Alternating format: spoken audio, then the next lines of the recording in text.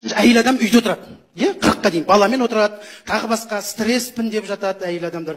Бала туып жатады, оның артынан келесі бала, оның артынан келесі бала. Біз еркектер сол кезде әйел адамдар көбіне ер азаматтар байқайсыздар ма? 40-қа дейін басқашамыз бар ғой. Кетіп батамыз, әйелі шарп салып тұрады үйден кәдімгі. Қашан келесің деп. Келем ғой, жұмыс бітсін деп. Важный болып қаламыз ғой кәдімгі. Телефонды алып, қайта-қайта звондай бермеш, келем жұмыс біткесін деп. Әйелдер кәдімгі осындай түрмен қалып қояды үйде. Сосын кешке қарай есікке қарап жәутеңдеп қарап отырады. Бірдеңе істеп жатқанда есік сықыр ете түссе, балдарына папаң келді ме? Жоқ десе, деп кәдімгі настроение түсіп кетіп, ана күйеу қашан келеді екен деп армандап отырады. 40-тан кейін наоборот уже әйел адамдардың шығатын уақыты басталады. Шынымен ғой, 40-тан кейін әйел адамдардың, ой, бала өсті, үлкен бала уже балаға қарайтындай возрастқа келіп қалды. Біз еркектер обычно айтамыз ғой, 40-тан кейін ақыл қосылды ғой уже. Көп шықпаймыз деп. Мен түсінсем олай емес екен. Просто 40-тан кейін еркектің баратын жері болмай қалды екен. Әйел адам 40-тан кейін өзіне қарай бастайды. Көйлектерін жылтыратып киіп, уже еркектерін күйеулерін уже отомстить ете бастайды. Неше түрлі киініп, шаштарын істеп, жылтырап, еркектер уже қызғана бастайды күйеулер. Не жылтырап қайда барасың соншама деп кәдімгі. Әйел адам 50-ден асқаннан кейін әйел адамда баратын жер вообще қойып кетеді. Біз еркектер вообще үйде отырамыз. Әйел адам 40-қа дейін қалай күн көрді, біз соны 50-ден кейін көреді екенбіз еркектер. Үйде отырасың уже. Есікке қарап. Есік бірден сықыр ете түссе, балдарын, мамаң келді ме? Мамам ба? Шакалек, мама? Шакалек, мама? Шакалекті тыңдамайды. Шакалек, ей. Өзі барып қарап есікті. Мамаң келген жоқ? Мамаң келген ба? Мамаң келсе айдарсыңдар деп. Типа телевиз қарап отырған сияқты болады, бірақ ойы мамасында отырады жаңа әйелінде. Сосын болмағасын звондайды жаңа.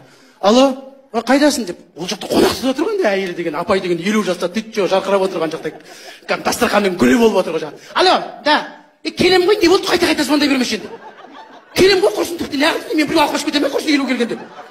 40-қа дейін анау шығарма дегенде 40-тан кейін неғыл дейсің маған. Келем деп. Ағамызда жаңа, тамақ ішкеніз енді, ужин болды ғой. Ан жақтан апай айтады, бана әбеттен пісірген соң жылтып жіберіңдерші дейді. Сонда бүкіл еркектің айтатын сөзі ау деймін. Уже әбеттен жылтып бар ғой, шәуірті уже бар ғой. Нормал тамақ пісірші деп. Бір кезде есік сықыр ете түскенде, мама келді деп бәрі шулаған кезде бар ғой. Өзі таттабол бар ғой. Сол баласы секілді сезініп қалады ғой. Балдармен бірге жүгіреді ғой. Мама келді ме?